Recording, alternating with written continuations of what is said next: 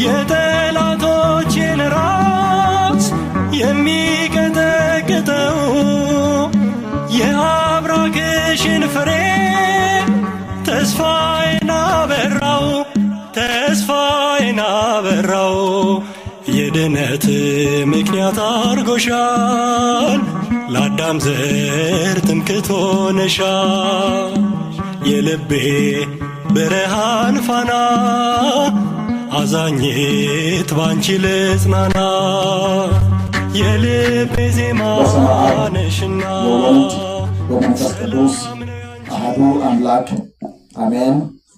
እግዚአብሔር በቸርነቱ የሚወዳችሁ የእግዚአብሔር ቤተሰቦች የእናታችን የቅድስተ ቅዱሳን የንጽሕተ ንጹሐን የድንግል ማርያም የአስራት ልጆች የቅዱሳን የጻድቃን የሰማዕታት ወዳጆች አባቶች ካህናት ወንድሞች ዲያቆናት እንዲሁም መንፈሳዊ የሆናችሁ የቤተክርስቲያኒቱ አገልጋዮች አባቶችና እናቶች ወንድሞችና እህቶች ሕፃናትን ጨምሮ በልዑል እግዚአብሔር ስም እንደምን አመሻችሁ አሜን። የአምላካችን የልዑል እግዚአብሔር ስም ዘወትር በሁላችንም አንደበት ስሙ በእውነት ያለ ሐሰት ከጽንፍ ዓለም እስከ ጽንፍ የተመሰገነ ይሁን። እግዚአብሔር አምላክ ለዚህ ታላቅ ቀንና ለዚህ ሰዓት ስላደረሰን ስሙን እያመሰገንን ባለችን ጥቂት ደቂቃ ቅድም መርሃ ግብሩን ሲመራ የነበረው ወንድማችን እንዳለው የክረምት ወራቱ ገና በዚህ ሰዓት እንደገባ ሁላችንም እናውቃለን። ስለዚህ በጊዜ ለመሄድ ያህል አጠር ያለ ነገር እንነጋገራለን። እግዚአብሔር ያስተምር። ማን ያስተምር? እግዚአብሔር ያስተምር። ምናልባት ጥግ ላይ ሆናችሁ የምትሰሙ ሰዎች እንደዚሁም ደግሞ በቤታችሁ በርጩማ ላይ አረፍ ብላችሁ ቃሉን የምትሰሙ ሰዎች ትኖራላችሁ። ሰው የሚያስተምር እንዳይመስላችሁ። የሚያስተምር እግዚአብሔር ነው። የሚመክር እግዚአብሔር ነው።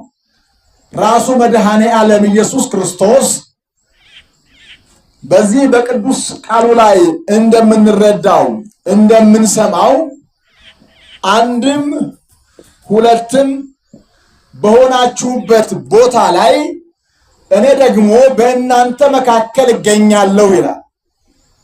ስለዚህ እግዚአብሔር በእኛ መካከል አለ ማለት ነው። ሳንረበሽ፣ ሳንደነግጥ፣ ሳንፈራ የሚያስተምረን ማን ነው እንላለን? እግዚአብሔር ነው። ማን ነው እንላለን? እግዚአብሔር ነው። እግዚአብሔር ደግሞ ሲያስተምር መልካም ነው። እግዚአብሔር ሲመክር መልካም ነው። ወዳጆቼ የእግዚአብሔር ልጆች እግዚአብሔር ሲመክር ልብን ያረሰርሳል። እግዚአብሔር ሲገስጽ፣ እግዚአብሔር ተመለስ ብሎ ሲናገር ረፍት የሚሰጥ አምላክ ነው። ይሄንን አምላክ ነው ተስፋ አድርገን የመጣ ነው እንጂ ሰው አይደለም፣ ወይም ሰውን አይተን አይደለም።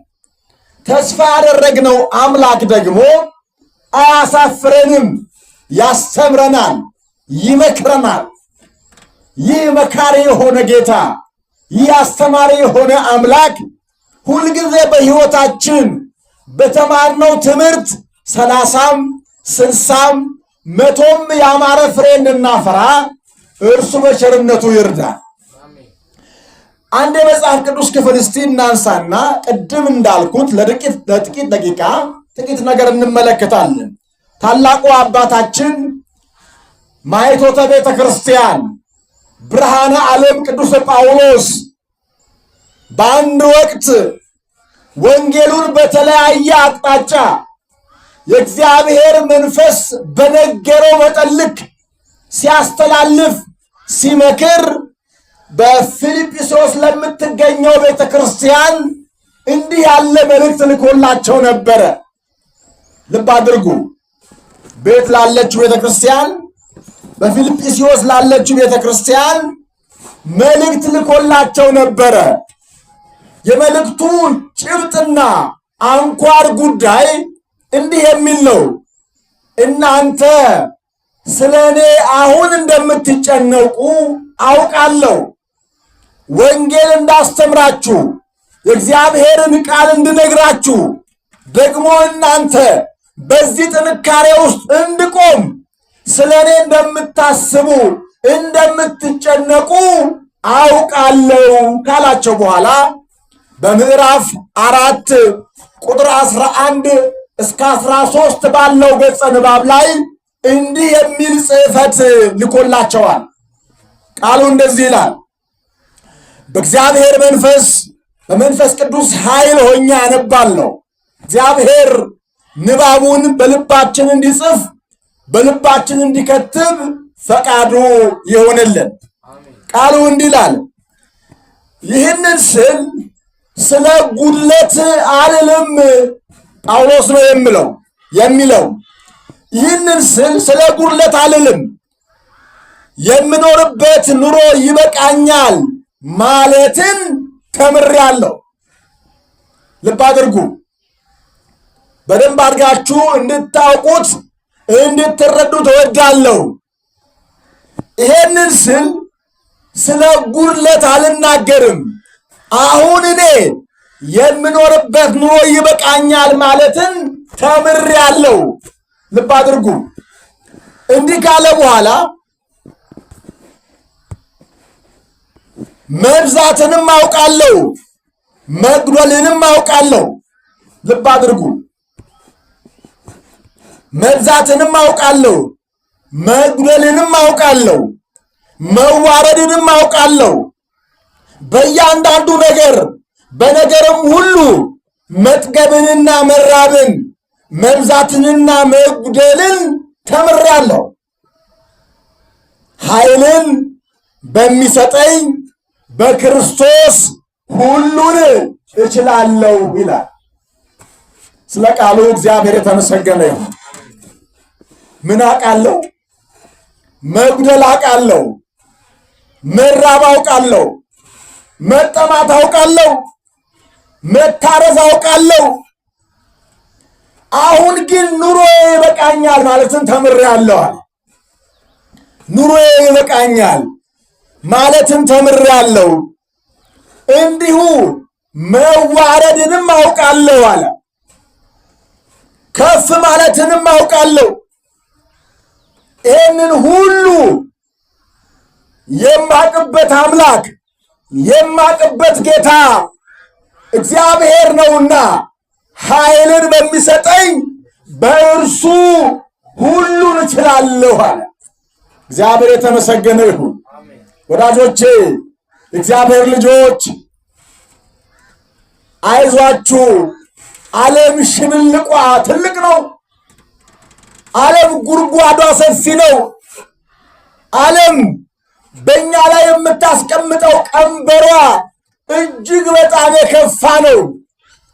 ራሱ ክርስቶስ ነው እንደዚህ ያለው፣ እኔ ቀንበሬ ልዝብ ነው አለ። ልብ አድርጉ፣ ክርስቶስ ነው ያለው። ዓለም ግን የምጭንባችሁ ከባድ ነው። ስለዚህ የዓለም ጭነት የእናንተን ሕይወት ሊያፈራርሰው ስለማይችል ወደ እኔ እንድትመጡ ወደ እኔ እንድትቀርቡ እያለ ብርሃነ ዓለም ቅዱስ ጳውሎስ ላይ ሆኖ እግዚአብሔር ይተርካል። ኃይሌ እሱ ነው፣ ብርታቴ እሱ ነው፣ ሞገሴ እሱ ነው፣ ክብሬ እሱ ነው፣ ጥጋቤ እሱ ነው፣ ከፍታዬ እሱ ነው ይላል እግዚአብሔር በታላቁ አባት በቅዱስ ጳውሎስ አማካኝነት። ልብ አድርጉ። ሰው መጉደሉን ሳያውቅ ሊሞላ አይጣደፍም። ሰው መራቡን ሳያውቅ ሊጠግብ እጁን አይዘረጋም። ሰው መዋረዱን ሳያውቅ ከውርደቴ እንዴት ላምልጥ ብሎ አይታገልም። ጳውሎስ ግን እንዲህ አለ፣ እኒህን ነገሮች በሙሉ አውቃቸዋለሁ። እግዚአብሔር ያበረታው፣ እግዚአብሔር የገለጠለት፣ እግዚአብሔር ያስተማረው፣ እግዚአብሔር የመከረው ምን ምስጉን ነው። ታላቁ አባት ነቢየ እግዚአብሔር ዳዊት እንዳለው ብፁዕ ሕዝብ ዘእግዚአብሔር አምላኩ ይላል። እግዚአብሔር አምላኩ የሆነለት ሰው ምስጉን ነው፣ ብፁዕ ነው እያለ ይናገራል ዳዊት። አዎ ወዳጆቼ፣ ይሄ ታላቁ ጳውሎስ እውነትም ምስጉን ነው፣ የተመሰገነ ነው። ማኅቶት ተብሏል ለቤተ ክርስቲያን፣ ብርሃን ተብሏል ለቤተ ክርስቲያን። እነዚህ ነገሮች ከእሱ አንደበት ሲወጡ ኖሯቸው ነው፣ አውቋቸው ተረድቷቸው ነው። ልብ አድርጉ። ዛሬ መራባችንን እናውቃለን፣ ግን እግዚአብሔር ደግሞ እንደሚያጠግበን እናውቅ ይሆን? ደካሞች መሆናችንን እናውቃለን፣ ግን እግዚአብሔር እንደሚያበረታን ብርቶች እንደሚያደርገን እናውቅ ይሆን? አዎ፣ ሰይጣን ብዙ ጊዜ የሚያሳየን ድካማችንን ብቻ ነው፣ ውድቀታችንን ብቻ ነው፣ ሽንፈታችንን ብቻ ነው። ልብ አድርጎ እግዚአብሔር ግን ከሽንፈት በስተጀርባ ከውድቀት ባሻገር ትንሣኤህን ከፍታህን ያበጅልሃል። እንዲህ ያለ አምላክ ነው ያለ፣ እንዲህ ያለ ጌታ ነው ያለ። እንዲሁ ዝም ብለን የምንመላለስ ደካማዎች እንዳንመስላችሁ። በውድቀታችን መነሳትን፣ በድካማችን መበርታትን፣ በረሃባችን ጥጋባችንን የምናውጅ ነን። ይሄ ደግሞ የአባቶቻችን ትምህርት ነው፣ ትምህርተ አበው ነው ወዳጆቼ። አባቶች ያስተማሩበት የሄዱበት መንገድ ይሄ ነው። የኔና የእናንተም ሕይወት በዚህ ሊዋጅ ያስፈልገዋል። ልብ አድርጉ።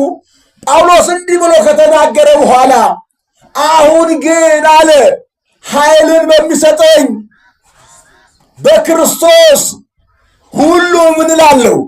እችላለሁ።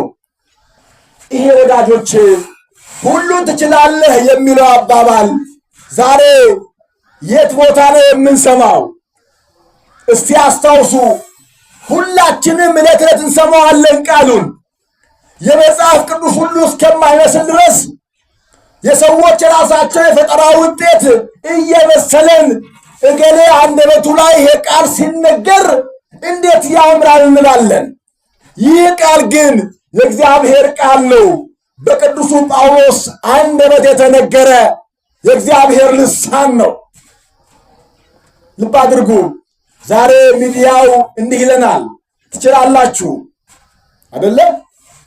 አዎ፣ በየፌስቡኩ በቲክቶኩ አሊያም በዩቲዩብ በሌላም የመገናኛ ብዙሃን እንደዚሁም ደግሞ በሶሻል ሚዲያ ላይ ትችላለህ፣ ተነሳ፣ በርታ፣ ጠንክር የሚል ቃል አልሰማችሁምን? አያችሁ፣ እኛ ክርስቲያኖች ነን፣ እግዚአብሔር ያለን፣ ከእግዚአብሔር ጋር የሆንን፣ ሁልጊዜ እግዚአብሔርን ተስፋ የምናደርግ የእግዚአብሔር ልጆች ነን። ስለዚህ እንችላለን ስንል ኃይልን በሚሰጠን በማን ነው? በክርስቶስ ነው ወዳጆች፣ በክርስቶስ ነው። እችን ቃል ቆንጸል አድርገው ወስደው ትችላለህ ይላሉ ሰዎች። መልካም ነው። ሰው ሰውነቱን ለማነቃቃት፣ ራሱን ብርቱ ለማድረግ፣ ራሱን ለማሳደግ፣ በዓለም ላይ ያለውን መጥፎውን የኃጢአት ጉዳይ ለመሻር ከሆነ መልካም ነው። ነገር ግን ለቁሳዊ ነገር ብቻ የምንጠቀምበት ከሆነ ትችላለህ የሚለው አባባል እንዲሁ በምድር ላይ የሚቀር ከንቱ ጤዛ ይሆናል። እኛ ክርስቲያኖች እንችላለን ግን ስንል ማንን አስቀድመን ነው? ክርስቶስን አስቀድመን ነው? እግዚአብሔርን አስቀድመን ነው? መላእክቱን አስቀድመን ነው? ቅዱሳኑን አስቀድመን ነው? እንችላለን ስንል እያችሁ እግዚአብሔር ልጆች፣ እቺ ኢትዮጵያዊት ኦርቶዶክስ ተዋሕዶ እምነታችን የምታጸናን በዚህ መሰረት ላይ ነው። እግዚአብሔርን በመያዝ መቻል። አዎ ሰይጣን ክፉ ነው። ሐሳባችንን እየወሰደ ማንነታችን በኃጢአት ጥቀርሻ ውስጥ እንዲቀመጥ፣ በመጥፎ ጉዳይ ዕለት ዕለት እንድንናጥ ያደርገናል። እግዚአብሔር ልጆች እኛ ግን ክርስቲያኖች ነን። ሁልጊዜ ደግመን ደጋግመን ይሄንን ቃል እንርገመው እንዲህ እያልን ኃይልን በሚሰጠን በክርስቶስ ሁሉን እችላለሁ እንበል። ይቻላል አይቻልም? ይቻላል። እነ ጳውሎስ ችለዋል።